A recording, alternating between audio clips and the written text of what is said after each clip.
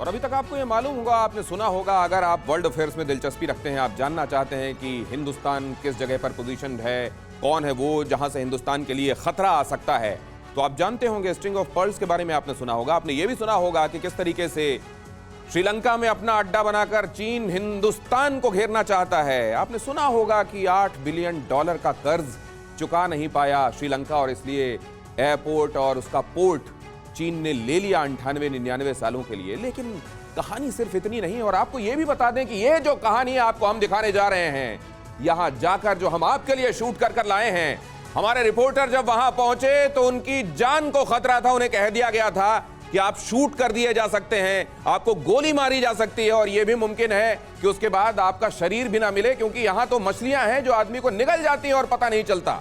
हमारे साथ जुड़ रहे हैं खास मेहमान युक्तेश्वर कुमार, चीन मामलों के जानकार, उनके साथ बातचीत होगी।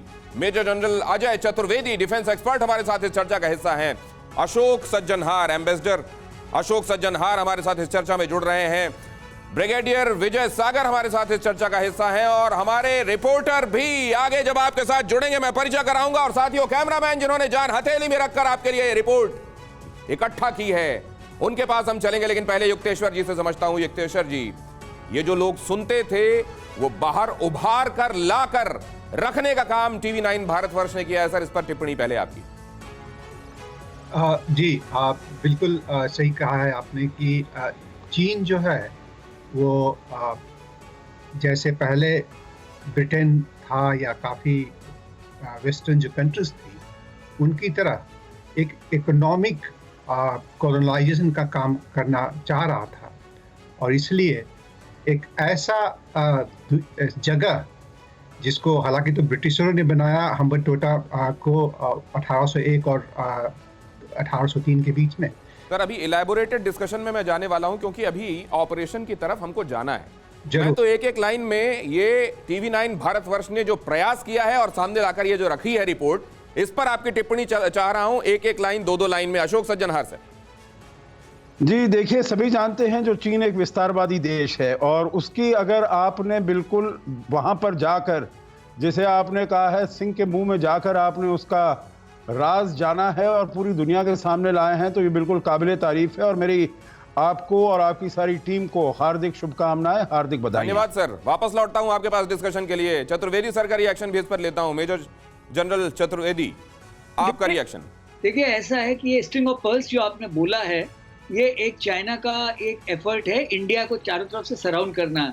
अगर आप गौर करो तो ग्वाडार के बाद मकाओ, मराओ के बाद हम्बनटोटा के। सर, आज आपके सामने रिपोर्ट है जहां हम्बनटोटा से वो पोर्ट जहां किसी के जाने की मनाही है, जहां देखते ही गोली मार दिए जाने के आदेश है, वहां से रिपोर्ट आपके सामने। इस पर आपका कमेंट और उसके बाद इलैबोरेशन पर आता हूं सर। ये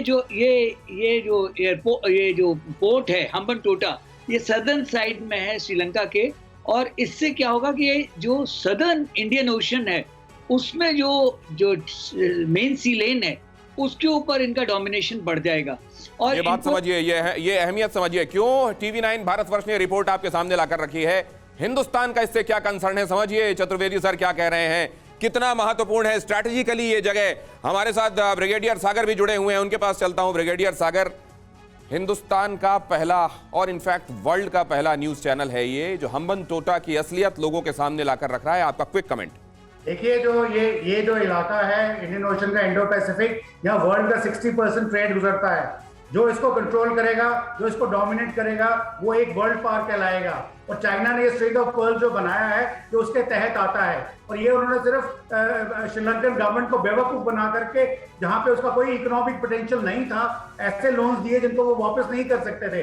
और उल्टे में उन्होंने ये चीज 99 ईयर लीज पे आपने बात कही बेवकूफ बनाकर, क्या वाकई बेवकूफ बनाया गया है? क्या कोई पहले से एक प्लान एग्जिस्ट करता था जिसके तहत फांसा गया है श्रीलंका को, या ग्रेजुअली ऐसे होता चला गया है? ये समझने की कोशिश करेंगे, लेकिन पहले देखिए चीन को लेकर पूरी दुनिया क्या सोचती है। ऐसा ही सोचती है जैसा हमारे खास मेहमान बता रहे हैं। परवाह देश की, सोमवार से शुक्रवार रात 10 बजे TV9 भारतवर्ष पर।